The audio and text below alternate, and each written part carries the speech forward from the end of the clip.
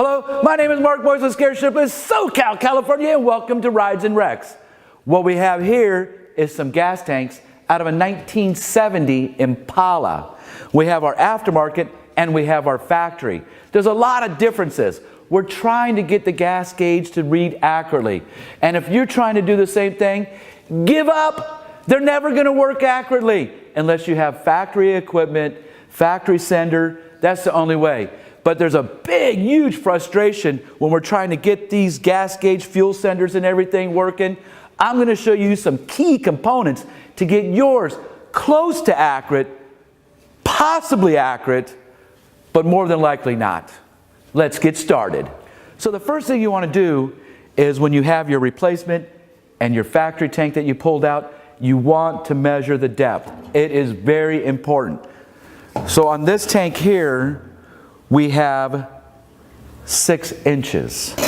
On this tank over here, we have 7 inches.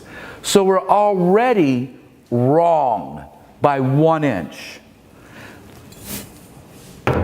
Next thing we want to do is we want to compare our sending units.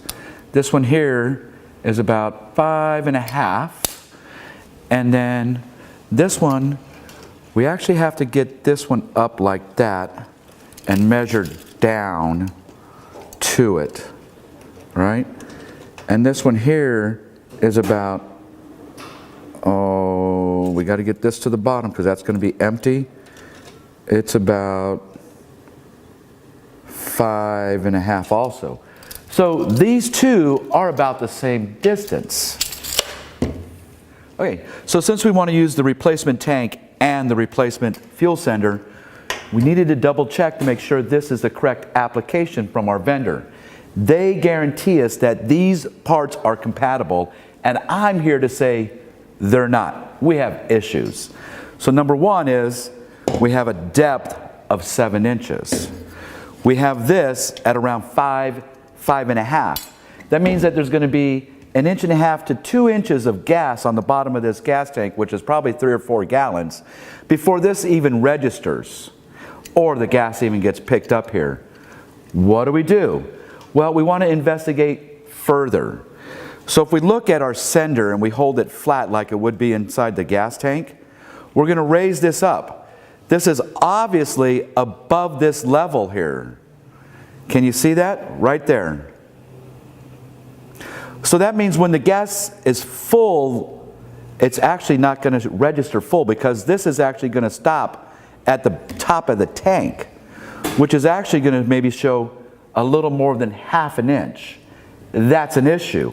This is the frustrating part about buying parts that are compatible with each other and are not. So let's investigate even further. We know that it's 2 inches from the bottom of the tank. So we're going to have all this gas, no pickup, and all this. What's the solution? I'm going to give you some solutions. So one of the solutions is we can actually cut the tube right here. We'll put a rubber tube in there, a rubber hose in there. We'll measure from the bottom of the tank down, figure out what spacing we need here. When we extend it here, that's actually going to lower this area down also. Okay?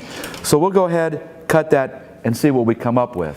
So we went ahead, we cut our tube, we put our rubber little hose in here and everything. Now we can actually measure it again. We're going to be a little closer for sure. So right there, we're about 6.5. Our tank is 7. So we're within 1/2 inch. That's a lot better than the 2 inches that we were before. There's still going to be some gas at the bottom.